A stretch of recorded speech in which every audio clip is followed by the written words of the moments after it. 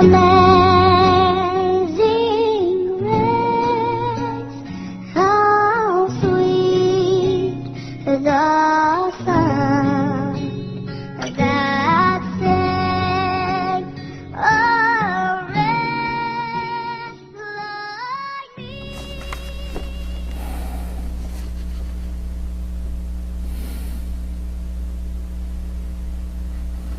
Hi, and welcome to Straight Talk About God video. I'm Jack. The second gap theory.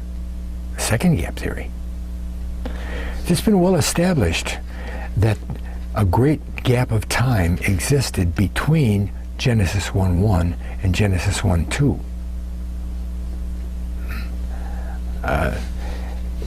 But I believe that the "and" in Genesis 1:1, God created the heavens and the earth, that "and" also represents a gap of time.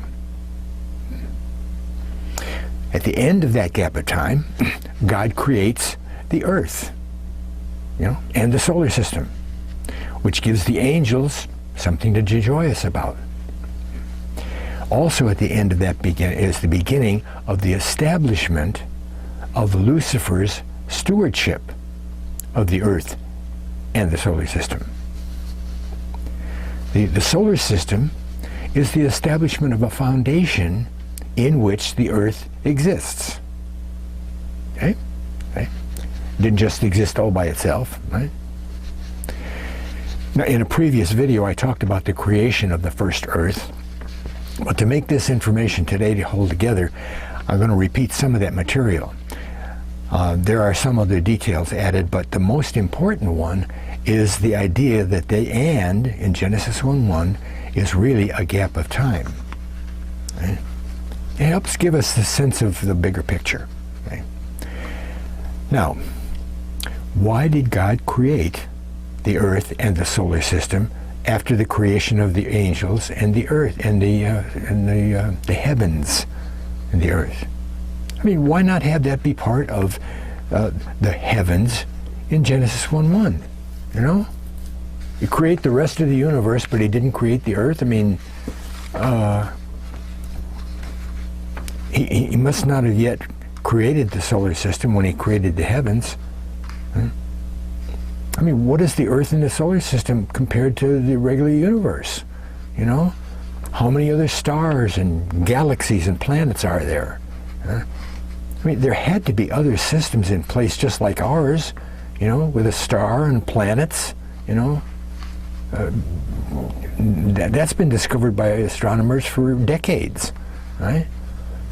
The question is, why did God create the earth after he created the heavens in Genesis 1:1? Why just have it all be at one, right? It must have happened separately because the angels were said to, be joyous and sing when God created the earth. Well, the heavens were already there. The angels were already there. Why? See, that "and" probably represents eons, millions of years, trillions even, who knows, It wasn't just a couple of months anyway, right? What was going on during the time of that "and"? There were angels, right? There were angels around. What were they doing? Huh? They were taking care of the other part of the universe, weren't they? I mean, some people like to think that the angels were created first and then the universe, but I don't think that's that way. God created the physical structure of the universe, right? Dimensions and all. And that means functioning galaxies, waterfalls on planets somewhere. Huh? But to accomplish the maintenance, the stewardship of the new universe, God created a form of being that could accomplish tending to the universe. A being that could be given power and intellectual ability to make decisions to accomplish the stewardship. So he created angels, right? So So first it was the universe, then it was the angels to take care of it. Makes perfect sense, doesn't it? So some eons pass, okay, more eons, and God saw that there was something, the universe needed tuning up, so to speak, tuning up. Just the same as he graciously tunes up our walk with him. You know, he helps us see what's right, and then gives us the strength to get to the goal that he set for us. Okay? So then the time of the and was over, and God created the earth. Okay? And the angels sang for all they were worth, if you pardon the rhyme. Now, as I said above, it gives the angels something to be joyous about. It's the establishment of Lucifer's stewardship of the earth and the solar system. Not just any part of the, quote, heavens. Right? See, the foundation the solar system is the foundation in which the earth exists. Right? Solar system with 10 planets. 10 planets, not 9. Here we only know about 9, right? 9, 10. Maybe you've noticed that the planets start small with Mercury, and then they gradually get bigger in the middle, and then they trail out smaller at the end with Pluto, right? And the only thing that's kind of out of line there is that Mars is a little bit smaller than the Earth, instead of a little bit bigger. Right? But Jupiter is way out of proportion. Oh, Mars and then Jupiter, whoa. Right? See, many years ago, a scientist worked out a formula for the formation of planets around stars. And it's a common theory, accepted common theory about how planets are formed and so forth. See? But the part of his formula that's missing in our solar system is a big planet. A big planet was supposed to be between Mars and Jupiter, where the asteroid belt is. It used to be a planet, right? It used to be a planet, according to many ancient writings from different cultures, and the Bible also. It was called Rahab. Now you look at Rahab in the Bible, not the one that's the woman from Jericho. You look it up in Isaiah, I think it's Isaiah, and a couple other places called Rahab, and you see what it says about that planet, right? Because it is a planet. Right? And the Bible and the old texts all say the same thing. Rahab was destroyed. Destroyed. Well, that's where the asteroid belt came from, right? It all fits nicely into place, right? Even though it's brand new information, and you say, whoa. So God then set up Lucifer and many angels to accomplish the stewardship of the solar system. It's like God got a bunch of angels together, and he said, well, he'd chosen them to be stewards of the new solar system, and he put Lucifer in charge. He's the head angel, okay. But the establishment of Lucifer's stewardship includes making Rahab his throne. Sort of like the angel's headquarter planet of the solar system. Put it that way. Okay? Now, God had a good reason for doing all this, right? Create the new wonderful solar system, and especially the Earth, which along with Mars was given water. Whoa, water. And the stewardship angels built cities on both planets. Both planets. Huh? Jeremiah chapter 4, he saw the earthly cities. But he says that there were no people there. No Adams, no men. Well, cities with no people? Well, sure. People weren't created yet. Huh? See, we're still on the front side of Genesis 1:2. Jeremiah says the earth was destroyed. But he uses the exact same language as the beginning of Genesis 1:2, where it says the earth became a waste and a desolation, which is the alternative and as good a translation as the one that's in the King James. Now, something must have gone very wrong for God to allow or even cause such a cataclysm. Busted up a whole planet, destruction of Lucifer's planet. I know some of you Bible studies people understand why that happened, right? I will be God. Can you say that? Giant pieces flying all over the place, wiped out Mars, shattered the earth. The earth was left, quote, without form and void. Right? No big mystery involved here, right? There's nothing left but the water, right?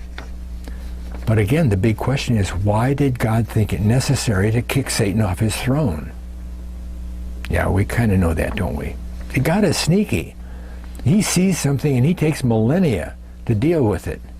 Right? You see, God was monitoring Lucifer and angels as they took care of the universe, right? And he saw that they weren't following his plan, at least totally, for the accomplishment of the stewardship, right? Something was wrong, so he had to tune it up, right? And what was the end of the new solar system? Not the complete end, but the destruction of what Satan was building, right? See, he let his ego drive him to treat himself as better than he was, right? He was, quote, skimming a little off the top for himself, right? And some of the angels that were working their jobs around the universe were doing the same thing, right? Well, God saw that, of course. What did he do? He laid him off, right? Did the same thing he does with our ego-driven selfishness, right? He allows situations where we are given a chance to decide for him or the not him option, the one that makes us feel better, He never gives us stuff that we can't handle and always makes a way of escape. He says so in the Bible, right? But he doesn't keep us from temptation, right? He wants us to grow, get stronger, more faithful to him, and so forth. And you can't do that in a static environment, right? So he created the earth so the suspected angels, including Lucifer, had a space to prove themselves. Yeah. And they really got into it after that, right? Skimming all off of the top like crazy for their own aggrandizement, rebelling against God. See? God knew they were going to do this, So he let them know in no uncertain terms that his way was the only way, capital O, that get to do things, right? Gave them plenty of room to prove their hearts, and they failed. So he laid them off, right? Blasted their home planet, Rahab. Then he did the recreation process starting in Genesis 1:2. Right? This is the Adam backup plan. Right? He put Adam in charge. Remember it says he gave him dominion over the earth. Dominion over everything. He was in charge. Whoa. Could Adam do that job? Well, I couldn't do it. You couldn't do it. Arnold couldn't even do it, right? Or The Rock, right?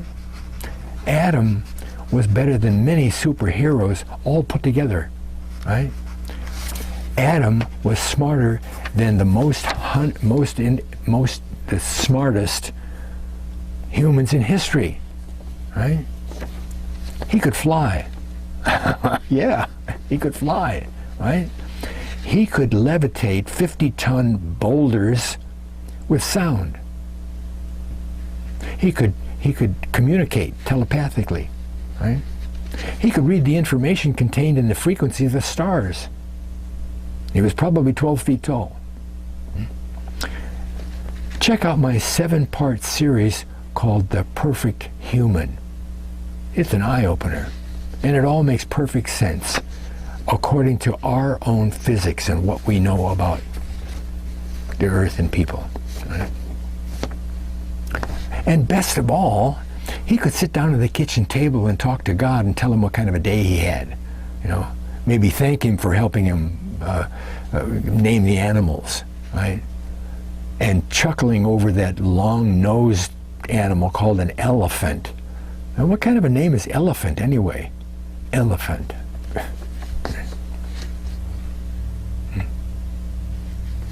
And Adam didn't have a mother, did he? Came straight out of God, right? He didn't have a mother. Neither did Eve. And although Jesus did have a belly button, Adam and Eve didn't. You ever think about that? And the rest, as they say, is history. Through Adam's bloodline would grow a nation of people dedicated to God. And a bit later, God sent a personal representative, capital P, capital R, to give people a way to participate in what God was doing with the people and the earth. And in the end, God will transform his believers into spirit beings that will become an actual part of the Godhead. Like Jesus, right? My last video called the Quad for Quadinity, yeah, that's what that is. Now that "and" is a gap of time in which God was gathering intel on those angels that he put in charge of the heavens. And then, as I said in the other video, God set up a test lab, Earth in the solar system, where the angels could rebel, given the opportunity. So he could tune up the universe and set those rebellious angels aside and fill the void with little versions of himself, like Jesus. Is that neat or what? Huh? Hey, God is real, you know? Thanks a lot for watching. God bless.